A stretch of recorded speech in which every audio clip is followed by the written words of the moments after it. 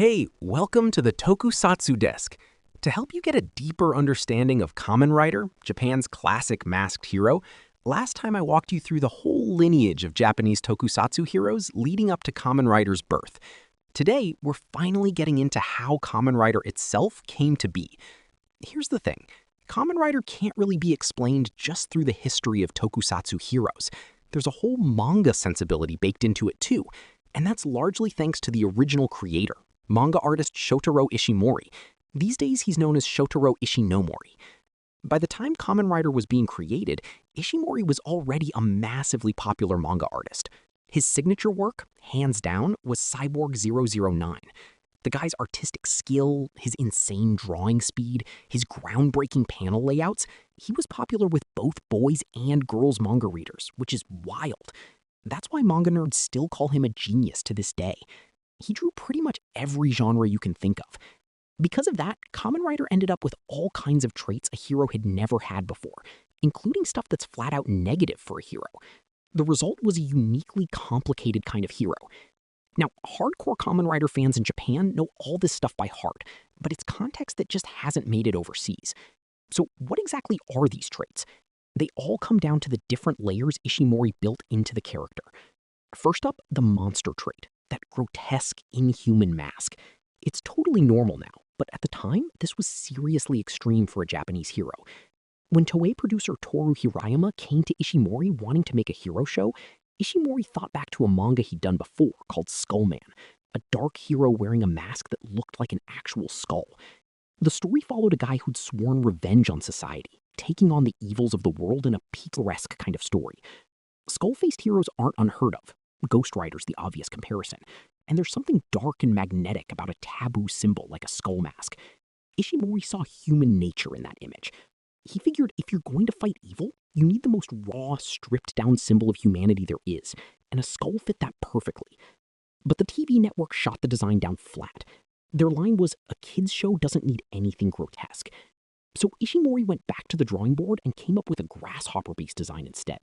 The idea being a messenger from nature itself, not a human. Even that got pushed back from the network, and from Toei.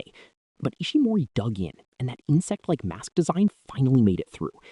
And honestly, the expression that mask gives off is both terrifying and sad at the same time.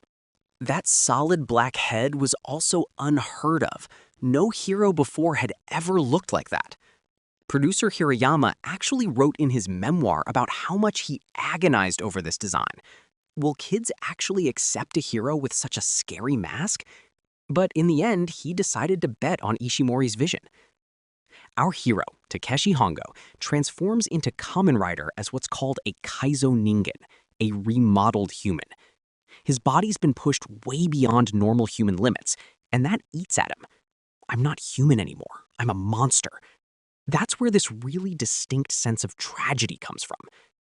Quick side note, if you look at the Kamen Rider mask, right below those insect-like compound eyes, there are these little peepholes, originally just there so the suit actor inside could actually see.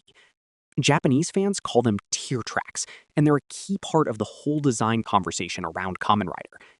The mask already reads as mechanical, insect-like, and honestly kind of scary, but those tear tracks give it this extra layer of sadness, like you're looking at a tragic, inhuman cyborg. And it's a well-known bit of trivia among Japanese fans that those tear tracks only exist because of a practical issue on set during suit building. Design-wise, you could even say Kamen Rider is basically Frankenstein's monster reimagined as a hero. Next up, the nukenin element. What's a nukenin? Japan has a whole lineage of ninja manga, and the most famous is Sanpei Shirato. His best-known work is Kamui Gaiden. It got an anime adaptation too, so some of you might know it. The hero is a ninja who hates the whole clan system and wants out. He wants his freedom instead of serving his lord, so he deserts the ninja village. That's what nukenin means, a runaway ninja choosing to live as an individual instead. Except ninja have brutal rules, and deserting isn't allowed. Desertion means a death sentence, and a nukenin spends the rest of their life being hunted by their former comrades. Ishinomori worked this exact setup into his signature manga, Cyborg 009, which he started in 1964 and which also got an anime adaptation. The story? An organization called Black Ghost is manipulating the world through war, and it kidnaps 9 people, forcibly turns them into cyborgs and gives them weaponized abilities. They escape the organization, and while fighting off Black Ghost's pursuers, they choose a new way to live, as warriors protecting world peace. The original manga was a massive hit, running across more than 20 years and multiple magazines. The ending of what's essentially its true final arc, the Underground Empire Yomi, is famously modeled on Ray Bradbury's short story Kaleidoscope, and it's a genuinely moving piece of work that hit a lot of fans hard. That whole thing is Ishimori's own variation on the nukenin theme, and that same theme got worked directly into Kamen Rider. Takeshi Hongo gets kidnapped by the secret society Shocker and undergoes remodeling surgery, but he wakes up and escapes before they finish rewiring his brain.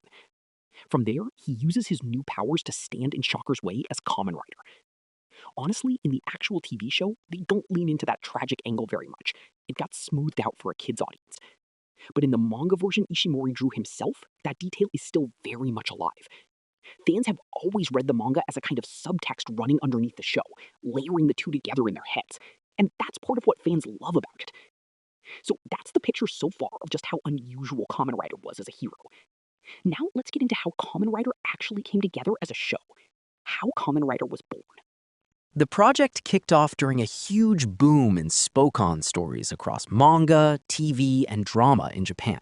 Spokon is a mashup of sports and guts, stories about athletes in baseball, boxing, soccer, wherever, overcoming brutal odds through sheer willpower and winning through. Think Kyojin no Hoshi, pro baseball, Ashito no Joe, boxing, Attack Number 1, volleyball, Tiger Mask, pro wrestling, Judo Ichokusen, judo. All of these blew up as manga first, then became anime and TV dramas, and turned into standard family programming.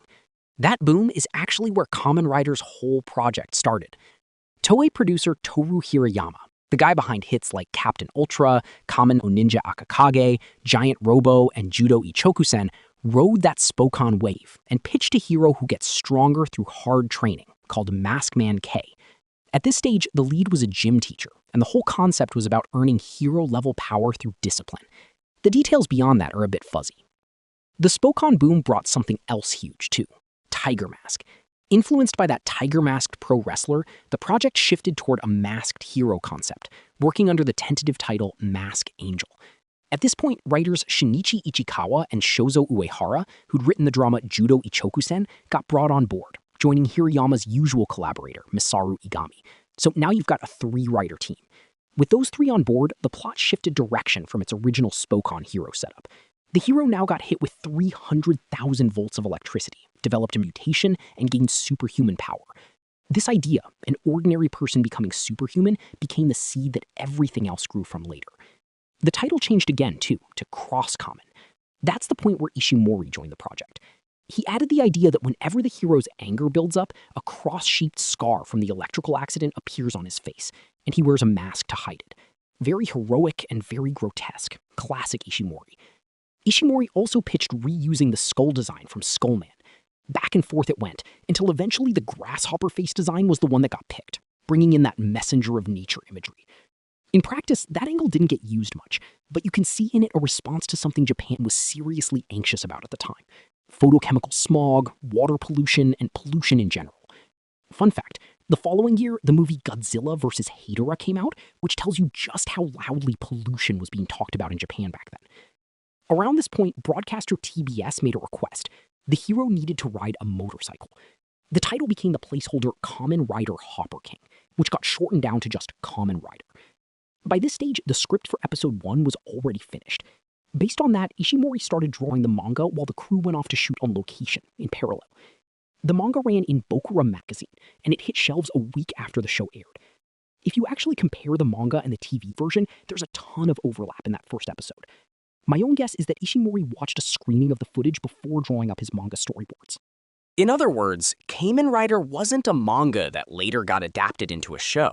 It was designed from day one as a media mix project across both formats.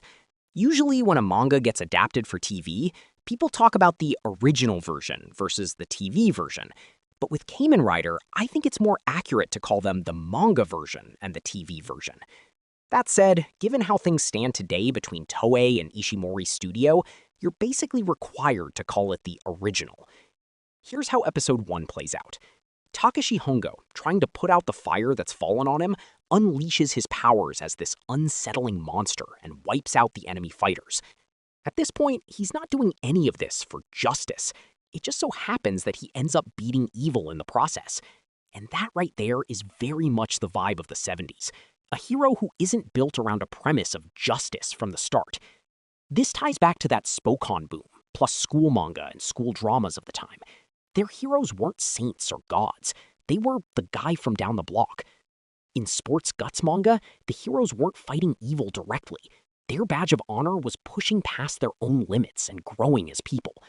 And the leads of stuff like Harenchi Gakuen or Otoko Ippiki Gaki Daisho were goofy, rough-around-the-edges characters who pushed back against the system. That was kids' real sense of what's right back then. In an earlier video, I walked through how hero traits evolved over time. 1. An individual standing up against society's evils, the ally of justice. 2. A detective who uncovers society's evils, the one you can entrust justice to. 3. An outsider who sides with humanity, one who sympathizes with justice. 4. A super professional, one hired for justice. 5. And finally, a stand-in for God, justice itself. And Kamen Rider established the next stage of hero, someone who stopped being human, but who still holds on to justice and a sense of duty. Call it one who has sworn to justice. None of this feels unusual today, but establishing the pattern where an ordinary person awakens to power through some incident and keeps fighting as an ordinary person, that was brand new. It was a whole new hero trait born into Japanese hero shows. Episode 1 packs all of this in pretty tightly. In practice, that setup gets diluted episode by episode. As shocker schemes take over the storytelling, the show drifts closer to something like Gekko Kamen. Still, what keeps it distinct is that Hongo's still fighting out of personal feeling, the grief of being a remodeled human, the anger at Shocker for doing this to him. Proof of that? Every single episode ends on the same shot. Hongo's face, looking solemn. That's important. It's basically Kamen Rider's signature closing format. You can see the original intended tone much more clearly in the manga. The sadness of becoming something inhuman, the sense of being a fugitive, both really pushed to the front. Both the hero and the villains are set up as remodeled humans, and the line, "the enemies are remodeled human just like me," comes up again and again. Japanese tokusatsu fans call this structural pattern killing your own kind. Interestingly, the 2025 Kamen Rider series, Kamen Rider Gav, brings back that nukenin theme, the remodeled human theme, and the killing your own kind theme, layered underneath its poppier visual style. And that's part of why it's landed well even with hardcore fans who never quite got on board with the flashier recent Kamen Rider entries. That darkness is really the root of what makes Kamen Rider work. Funny enough, the stuff that gets so much praise now might actually be part of why the show didn't do great in the ratings during its original TV run. They were going for a horror vibe on a tiny budget, so night scenes ended up too dark to really see anything. Understandably, the network kept pushing back. Can we make this more like Gekko Kamen? Can we make Hongo's personality a bit brighter?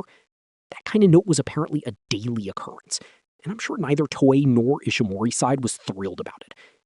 Anyway, that's Kamen Rider's first step.